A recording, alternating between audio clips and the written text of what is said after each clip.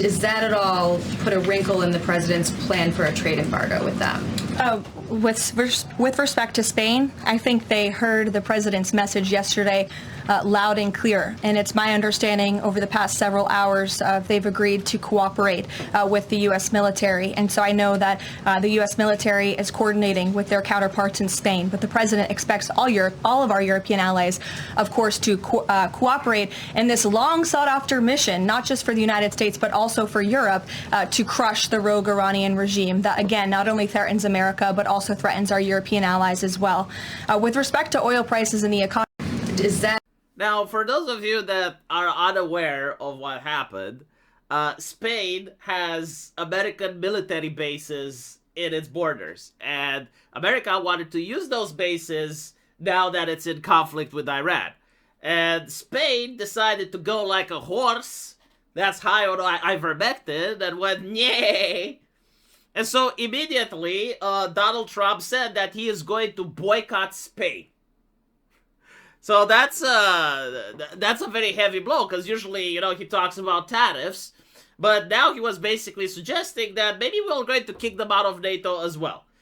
He was pointing out how they're not paying their 5%. Everyone else has increased payments since the conflict with Russia and Ukraine, and Spain is being a freeloader.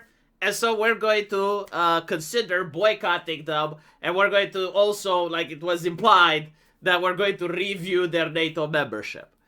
Now, in Spain, the situation went very interesting.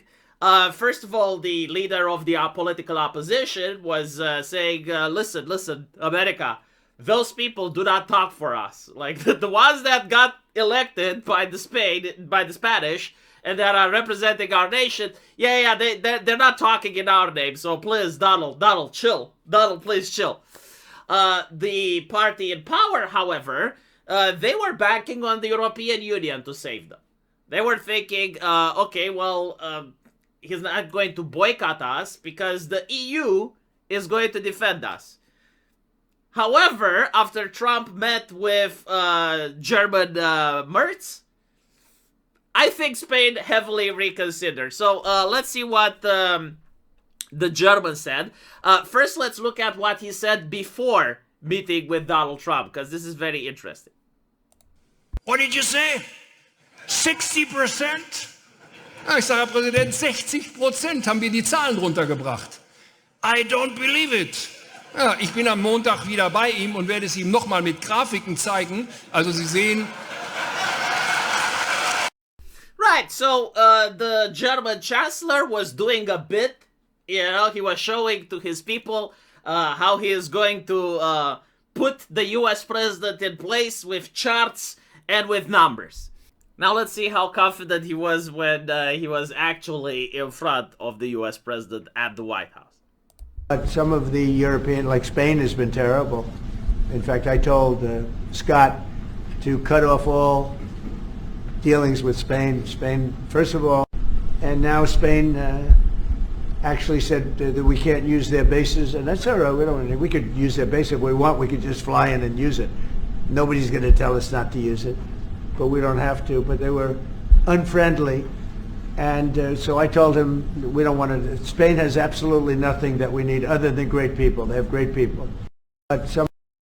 Now, I couldn't find the whole recording, but basically the chancellor also goes like, yes, we need to put aside our differences, and we need to... And I was like, oh shit!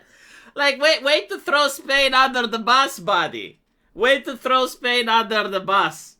And I think, like, even in his country, in Germany, like, Merz basically said, yeah, we're not going to talk about this. We're just going to shut the fuck up and do what the Americans need to do. The thing is, Germany is in quite a pickle right now, right? They're not getting their gas from Russia, and so, like, they need to get energy from the United States, and they need to do this because the Germans have decided to destroy their nuclear reactors, okay? Iran didn't get them to do that. Israel didn't get them to do that. The US didn't get them to do that. To be honest, Russia kind of did get them to do that. Like, there was a lot of Russian money that was pumped into the German political system in order to push for green NGOs and environmentalist movements. But yes, like, Germany is in a very difficult position. And so, if Spain was basically saying, that's fine, like the European Union is going to save us, and now they're seeing what's happening with Germany. Yeah, I think they're going to reconsider the basis. Because, like, at the end of the day, it's also symbolic, right? Like, Spain doesn't really have a lot of geopolitical interests in the Middle East anyway. The main problem that I have heard from other Spanish people, and I don't know if this is true or not, but there may have been, like, certain money that were funding politicians, like the left politics in Spain.